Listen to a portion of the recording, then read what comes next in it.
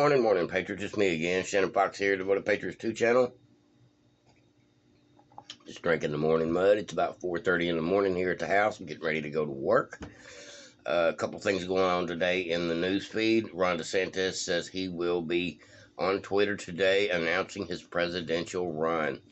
And that's fine and well. I guess everybody has a right to get in the race and lose against Trump. Now, I do want to say a couple things about it. First off, it looks like we're going to have a dozen Republicans at this point involved in the race, and you may think that's a bad thing, but honestly, that doesn't take away from the Trump vote. Trump has got 60-something% of the vote already, and with all the leftover change from that, will be divided up between Desantis and the other 10, 11, 12 candidates that are throwing their hat in the ring, so it actually makes DeSantis' chance of winning that much less, and I'm okay with that.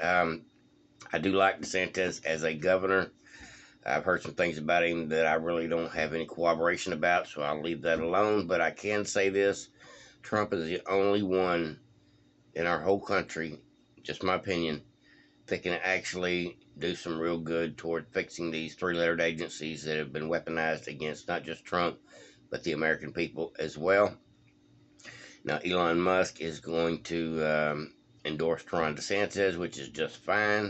Ron DeSantis and Elon Musk, I'm guessing, are buddies because Elon doesn't have a whole lot of love for Trump at this point. I don't think he ever has. I think he defends Trump on some level, but at the same time, he prefers Ron DeSantis.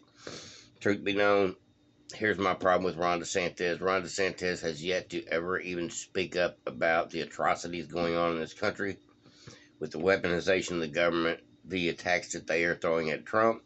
He doesn't defend Trump. He don't defend the MAGA party. He just kind of stays neutral to everything he can. It tells me that Ron DeSantis is Trump light at best, and he probably is more establishment than most people realize, considering the fact that if he did become president, he's not going to do anything to take on deep state issues, including these three-letter agencies and all the things that goes on behind the scenes, which prevent people like Hunter Biden from being prosecuted and promote people like Trump being prosecuted. But at any rate, my alarm went off this morning. But at any rate, that is one of the main reasons I wouldn't vote for DeSantis, is because of the fact he seems to be quiet as a mouse about some of the things that really seem to matter to a lot of folks. He doesn't have any plan to deal with the J6 prisoners. He doesn't really have a plan to go after the deep state for their weaponization. And for the most part, I don't see he has any international abilities to handle business on an international level, meaning our overseas dealings and things of that nature. And the fact of the matter is Trump is the only one that knows the deep state like he does because of all the attacks that have been thrown at him. And so I think Trump is the only one that will actually have the cojones to take on the deep state. That's why we need Trump back. Now, it is going to be an uphill battle. I don't know what they're going to do to try to prevent Trump from coming back in 2024 and rooting out the rot from everybody involved, because he's done made his statement, I'm going to do it.